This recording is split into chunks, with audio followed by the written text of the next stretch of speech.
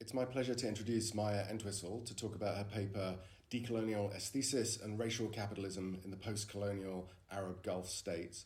Maia is the winner of the 2022 Colonial, Postcolonial, Decolonial Working Group Paper Prize for Early Career Scholars. So congratulations, Maia.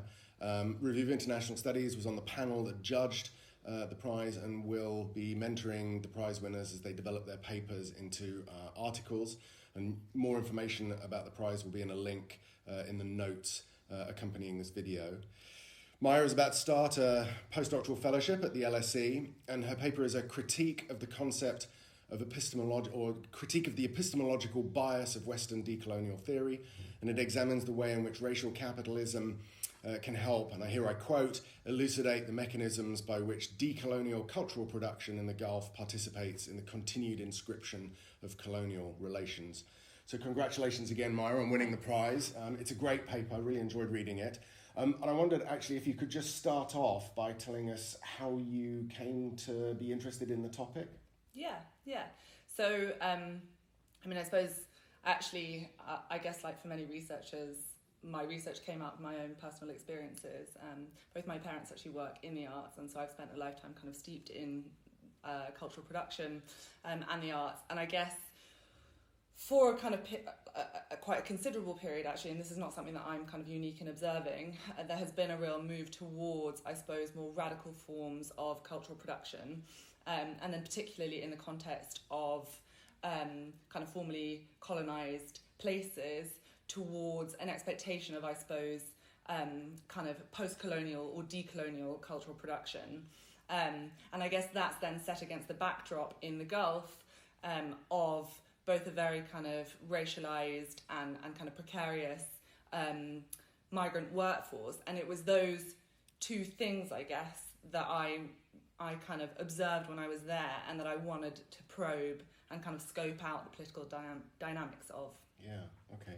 So can you tell us what the sort of central arguments of the paper are? You know, if somebody reads the paper, what they'll take away from it? Yeah.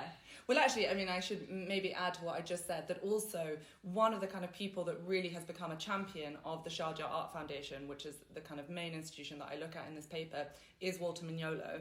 And so that kind of got me thinking about, I guess, the limits of a kind of version of decoloniality that is conceived primarily, as you did a good job of laying out, as a kind of epistemic process, right? It's the decolonization of knowledge, but absenting material dynamics. And that kind of view has led him to, as I say, really celebrate this institution. And so what I really wanted to do was to offer, I suppose, a kind of grounded critique of decoloniality as part of a kind of longer tradition of post-colonial thinking, which has been critiqued by a whole load of kind of Marxist and more materialist thinkers for all sorts of things, which maybe we can talk a little bit more about later on in the discussion. But so, yeah, it was a kind of grounded critique, I suppose, of decoloniality from the vantage point of cultural institutions in the Gulf. Yeah, okay. So if we come to that kind of question about Mignolo, so what's the critique of this sort of epistemological decoloniality or decolonisation of epistemology? Yeah. Well, so I guess in this, I'm sort of, in many ways, standing on the shoulders of giants. People like Ejaz Ahmad, Neil Lazarus, and a whole host of others, Benita Parry, etc., etc. But one of the main things that they have argued vis-a-vis post-colonial theory is that it kind of, it reifies the cartography of East and West, and that through a kind of romanticization of this idea of hybridity, it actually, in a way, contributes to the kind of continued inscription of capitalist dynamics and doesn't really take account of the specific context in which it emerged, the kind of specific structural context, which was primarily in kind of comparative literature departments in very kind of privileged gilded institutions in the West. And so I suppose what I am doing is to take some of those critiques and think through the ways in which decoloniality, which Mignolo claims is a kind of evolution, I guess, or not simply an evolution actually, but that it is kind of distinct from post-colonial theory. And I show the ways in which, although there are different things that he romanticizes, he still reproduces the logic of romanticization, in this context, vis-a-vis questions of like place and locality, and how those places are kind of spaces of subaltern knowledge and this kind of sacred knowledge, I suppose. And he doesn't really interrogate, I guess, the kind of structural economic conditions of those places. And then beyond that, I guess he also similarly not only reproduces the kind of logic of kind of reifying this east-west binary, but also, because he's kind of concerned, I suppose, with like salvaging, quote unquote, kind of pre-colonial ways of doing things, he then also, I guess, reifies a kind of temporality of pre and post-colonial, rather than thinking about the ways in which there are kind of structural connections between different institutions such as slavery, colonialism and capitalism, and how there's a kind of continued unfolding, and that we can't see a kind of clean break between these different things.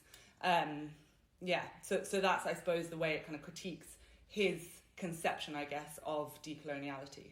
Yeah, and in the paper, the main examples are sort of the Sharjah Art Foundation, so kind of cultural practices in the Gulf States, but also labour practices in the Gulf States. And you use the concept of racial capitalism. And I wonder if you could just explain a little bit, what kind of insights does racial capitalism give us on things like labour practices, cultural production in the Gulf States? I think of racial capitalism both as a kind of methodology, but also as a kind of sensibility and a set of preoccupations. The kind of basic argument, I guess, of racial capitalism is that we need to, in understanding capitalist development and understanding questions like slavery and colonialism as kind of central to the broader history of capitalist development, we also need to look at the ways in which the racial ideas that both emerged out of slavery and colonialism, but also racial ideas that were, let's say, percolating in kind of, pre-modern Europe prior to slavery and colonialism, have been central to the kind of broader functioning of capitalism and its kind of expansion and development. And so what I do in this paper is to focus specifically on one particular artwork, a piece that was produced by a black Cuban artist, a performance piece for the Sharjah Biennial 14. And it looks at the kind of relationship between slavery and pearl diving in the Gulf. So slavery in the Gulf predominantly came from East Africa, and slavery in the East Indian Ocean looks in the Indian Ocean looks quite different from transatlantic slavery. But nevertheless, it was a sort of investigation of these dynamics, and that's kind of brought part of his broader research and kind of artistic interest in histories of labour and slavery. And this is also, I suppose, kind of part of a broader theme of cultural production that is sponsored by or kind of invested in by the Sharjah Art Foundation around questions of labour, and particularly questions of labour in the Gulf.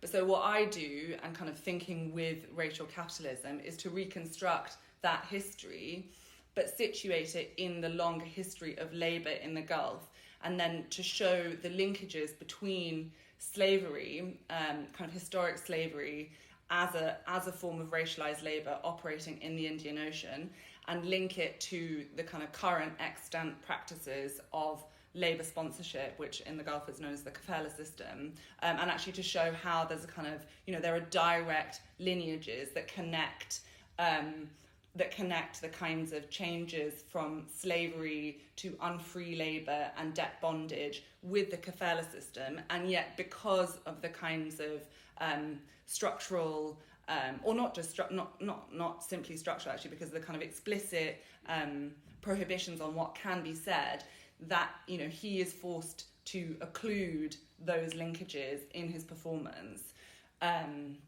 And then I suppose actually building on that, if I can kind of continue, I guess one of the things, because my critique is about the way that these kind of decolonial interventions become celebrated by decolonial thinkers and theorists as a kind of epistemological intervention, what I actually want to do is not to critique Martial, because Martial, the artist, or indeed any other artists that engage with labour, but actually to think about the ways in which they are kind of ensnared by this expectation that because they're a sort of black person, or in this instance a black man from a place that would be understood as the global south, there's an expectation that this would be the kinds of cultural production that he would be undertaking, and then as a consequence that then becomes kind of available to these Gulf states as a kind of guise, I guess, that they can present themselves in as kind of sponsors of like decolonial and post-colonial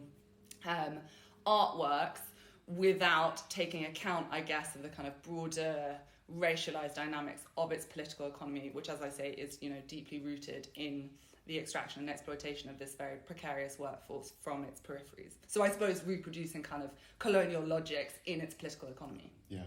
I mean, I think the paper does a really good job. I mean, it's not just a critique of the sort of epistemological decoloniality, but it also shows how we need to pay attention to these material relations of kind of exploitation. I think that's kind of one of the real strengths of the paper. Yeah. So we always ask at the end, so, where are you going from this paper? What's the kind of next research you're doing?